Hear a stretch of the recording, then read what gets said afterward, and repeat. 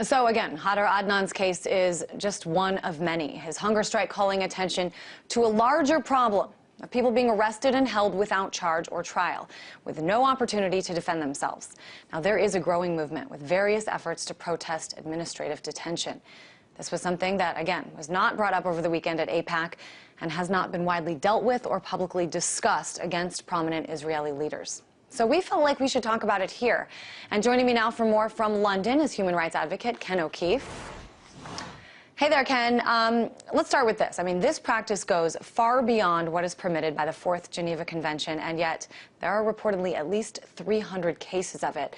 Talk to me about what's going on here.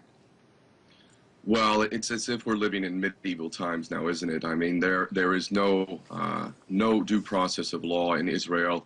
I myself have been in Israeli prisons on more than one occasion, and I have experienced what the treatment is like. As somebody who had public attention, you can imagine what it's like for the Palestinians, including children, who are put into these dungeons and stripped of any kind of right that any human society with any decency would give to all of us. It is frightening, as the young man testified to in your report just now.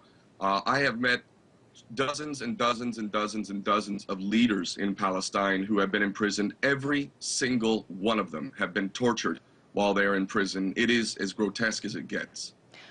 We had a guest on our earlier show who said that one of the sort of methods here is to first arrest the children, the young people there, to get testimonials from them, also through torture, whether physical or psychological, and to sometimes use that as evidence. How prominent do you think that practice is, and how much do you think people in Israel actually know what's going on?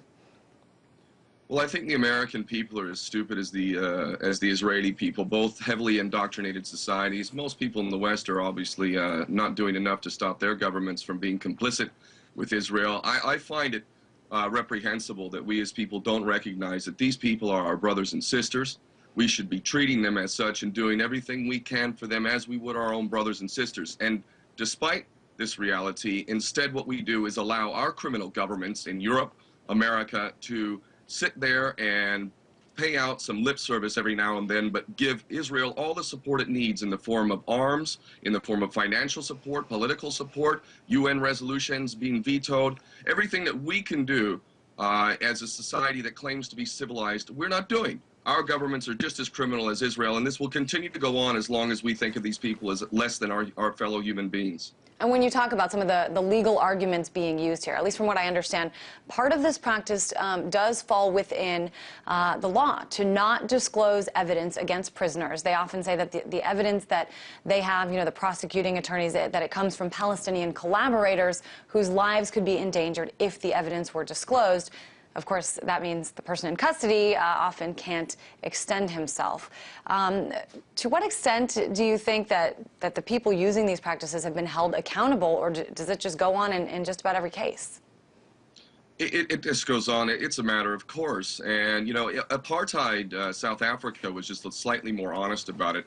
Israel has, laws that aren't supposed to be broken. They haven't institutionalized it as much as apartheid South Africa.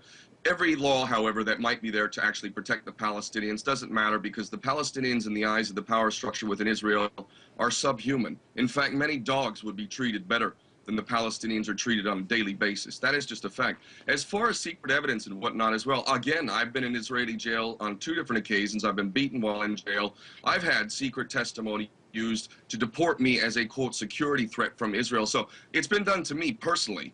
It's being done to the Palestinians every single day.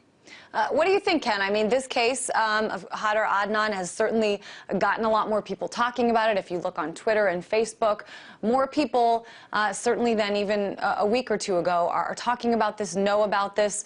To what extent do you think this has an effect, an impact on changing things? I think it's absolutely massive. Bobby Sands in Ireland is loved till the end of time for what he did, the sacrifice he made in fighting the British tyranny. And these brothers and sisters, Hannah Shalabi, who's now in day 18 of a hunger strike, what a beautiful young woman she is. Love and respect to her and all of her family.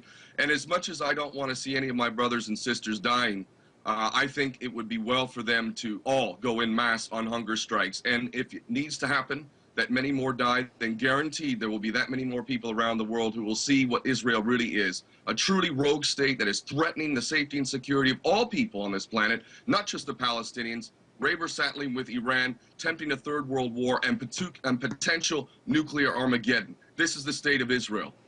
Ken, you were talking about apartheid South Africa. Apartheid in Israel is something that, I've been reading more and more about, that because of some of these policies, that could be what's next for Israel. Just want to get your thoughts on that.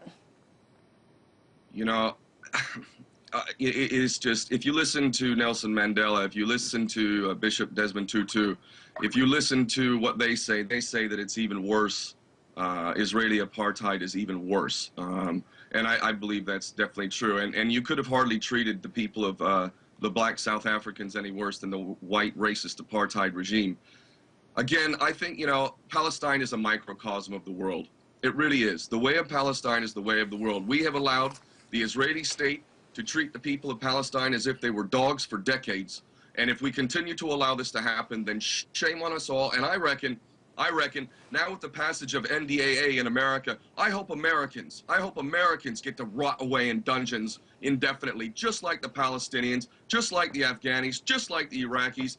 It's an absolute disgrace and shame on us for not opening our eyes, seeing this, and stopping these tyrants right where they are. You're talking NDAA, you're talking, of course, about the National Defense Authorization Act. Attorney General Eric Holder sort of defending that in a speech today. We will have more about that here on RT later in the coming days. But I want to thank you for joining us from London, human rights advocate Ken O'Keefe.